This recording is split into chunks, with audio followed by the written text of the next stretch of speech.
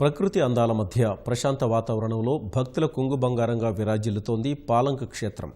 ఆధ్యాత్మిక ప్రకృతి పర్యాటకానికి నెలవుగా ఆదరణ పొందుతోంది. ఈ క్షేత్రంలో కొలువైన వీరభద్రుడిని పూజించేందుకు తొలి ఏకాదశి సందర్భంగా భక్తులు పోటెత్తుతున్నారు.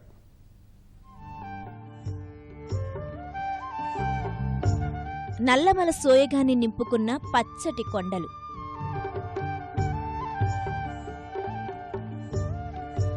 పాలపొంగు వర్ణంతో వయ్యారంగా దివి నుంచి భువికి జారే జలపాతం, ప్రకృతి పరిమళాలు వెదజల్లే ప్రశాంత వాతావరణం.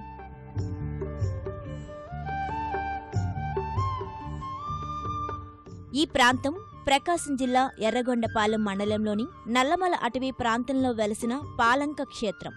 పరమశివుడు వీరభద్రుడిగా వెలసిన క్షేత్రమే పాలంక. ఏకాదశి సందర్భంగా స్వామివారిని దర్శించుకునేందుకు భక్తులు పోటెత్తుతున్నారు. వీరభద్రుడికి మొక్కులు చెల్లిస్తున్నారు.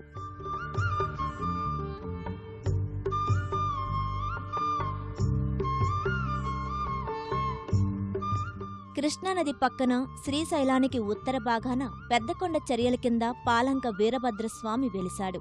ఈ క్షేత్రంలో సహజంగా ఏర్పడిన ఆదిశేషుని ఆకారం వంటి కొండ చర్యలు, పంచముఖ బ్రహ్మ, పోతురాజు ఆలయం, 10 అడుగుల ఎత్తున్న నాగమయ్య పుట్ట భక్తులను ఆకట్టుకుంటున్నాయి. 200 మీటర్ల ఎత్తు నుంచి జాలువారే జలపాతం ఈ ప్రాంతాన్ని మరింత సుందరంగా మారుస్తూ ప్రత్యేక ఆకర్షణగా నిలుస్తోంది.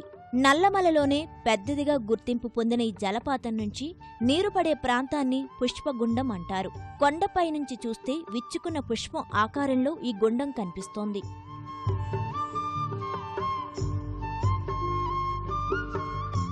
పుష్పగుండం వద్ద దక్షిణం వైపు తల, ఉత్తరం వైపు కాళ్లు పెట్టి పడుకొని పైకి చూస్తే ఆకాశం శంఖం ఆకారంలో కనిపిస్తుంది.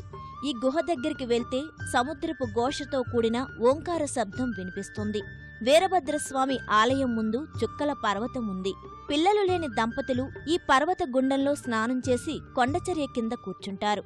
అలా కూర్చున్న వారి అరచేతిలో నీటి బిందువులు పడితే వారికి సంతానం కలుగుతుందని భక్తుల నమ్మకం. అయితే ఆలయం వద్దకు చేరుకోవడానికి సరైన రోడ్డు మార్గం లేదు. ట్రాక్టర్లు, లారీల్లో భక్తులు తరలివస్తున్నారు. అవి కూడా వెళ్లలేని చోట్ల కాలినడకను ఆశ్రయిస్తున్నారు.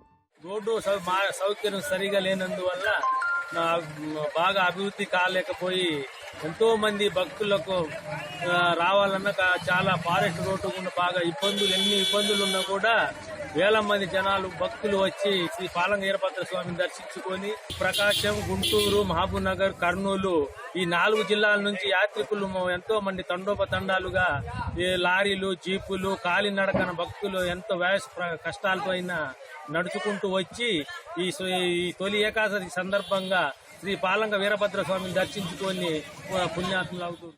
పాలంక క్షేత్రాన్ని దర్శించుకునేందుకు మన రాష్ట్రం నుంచే కాక తెలంగాణ నుంచి కూడా భక్తులు తరలివస్తున్నారు.